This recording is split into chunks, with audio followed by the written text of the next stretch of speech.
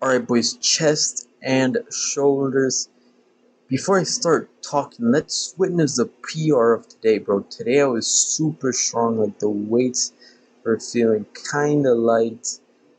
And yeah, we hit a PR. Last time I did 6, and here I think I got 7, and I could have got the 8th one, I think, I don't know.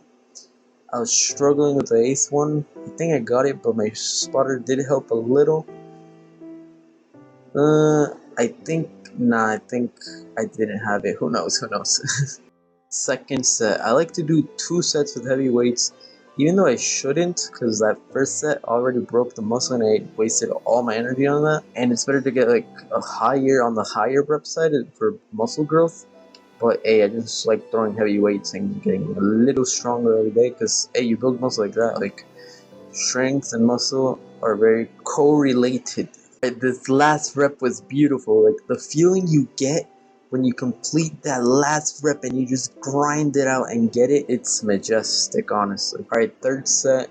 And I lowered the weight a little because, yo, that 30 or 45 minute 35 for me is heavy. Like, that's a working heavy set on the heavier side.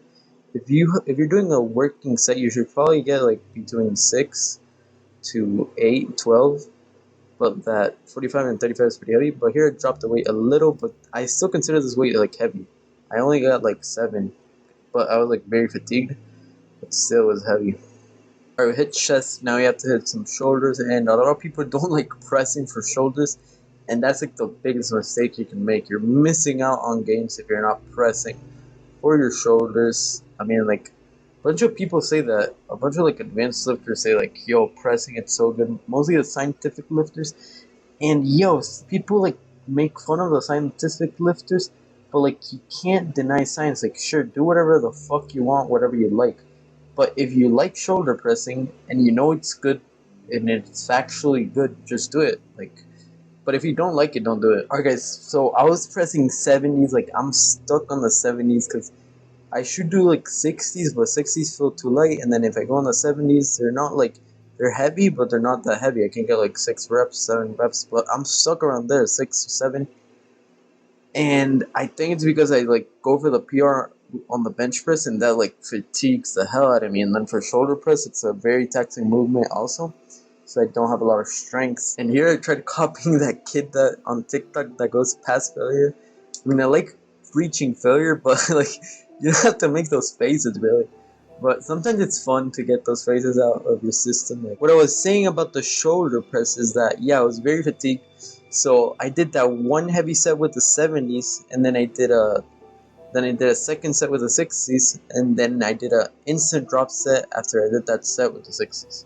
Yeah, but after pressing, as you can see, I'm doing these chest flies, and these are like amazing for chest growth. But the point of this exercise is to feel your pecs, because a lot of people, when they do these flies, they don't feel them on their pecs. They just like do the fly movement, but you're supposed to feel them. And of course, my philosophy: heavy enough so you can reach failure. And here I'm just messing around. You don't have to reach failure like this, but just go hard with the weight. Yes, but so what I did with these chest fights is that the first set was like the heaviest, and I did like around like 8 or 7, still like pretty high, but not that high.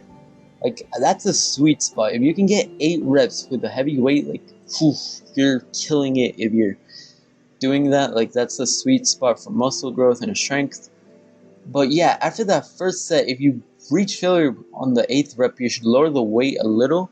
If it's a compound, you could like fuck it, just move that heavy weight and get strong.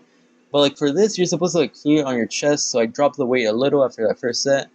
Try to feel the chest muscles. And after this, I did an instant drop set because I wanted to get like a juicy pump on the chest. So I did an instant drop set, feel the chest, get that contraction. Yeah, for some reason these chest fights like feel so epic. There's something about chest training that feels so epic, like benching, flies, like it feels like epic doing those exercises.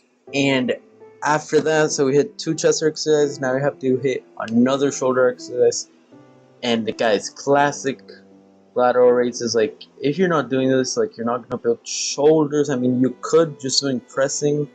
A lot of people say they have built good shoulders with just pressing, but like yo, there's no other exercise that hits here.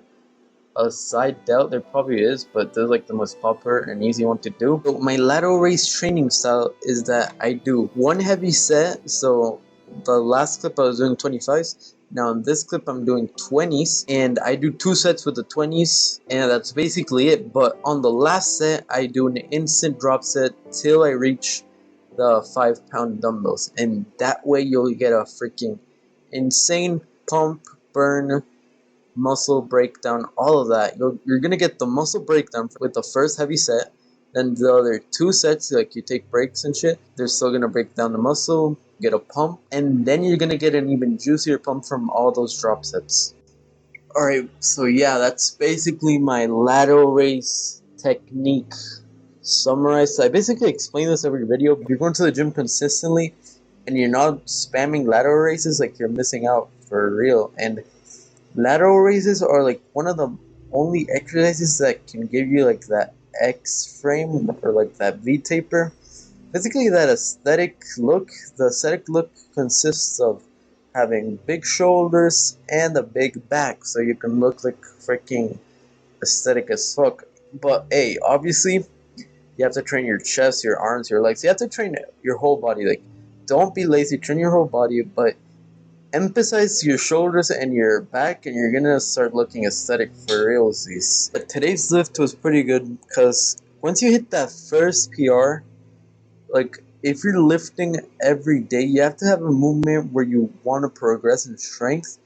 And today for me was bench press. So after I hit that first PR with those almost 8 reps, like 7.5 reps, I was like chilling. I was happy after that. Of course, I went hard on it. The rest of the exercises, but like that main one where you go like as heavy as possible, and for reps, that's how you actually like make progress. And I'm spamming partials on all 8 sets. They're very good for lateral raises and the shoulders. Alright, and to finish off the workout, we're doing some tricep extensions.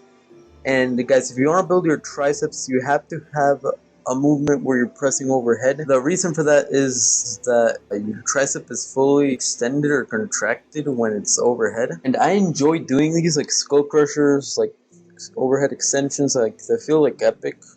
And I feel like the contraction on a tricep is like pretty good. So I did 3 sets of these, and I think I did a drop set, but I was dead. Like I just finished like a whole chest and shoulder workout, and now I had to hit my triceps. Like I had energy, but like a little fatigued.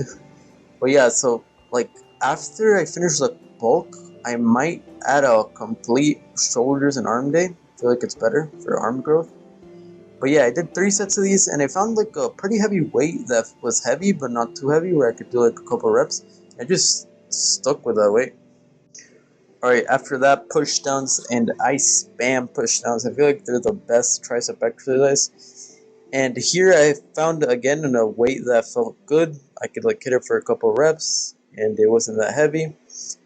And I stopped ego lifting because in the past I was like ego lifting like crazy on the push downs, because you could put like a lot of weight if you want, but you won't feel it a lot in the triceps, and like you won't get like a good contraction.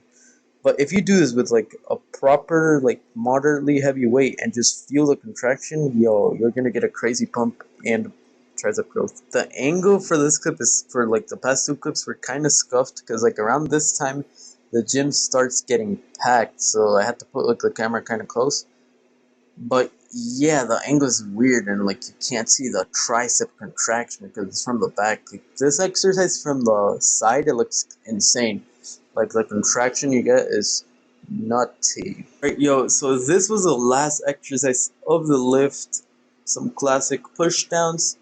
But I'm gonna let you guys watch how I reach failure, because that last rep felt like super good. Like hitting that last rep and squeezing the muscle felt amazing. But I'll see you guys on my next video. Peace out.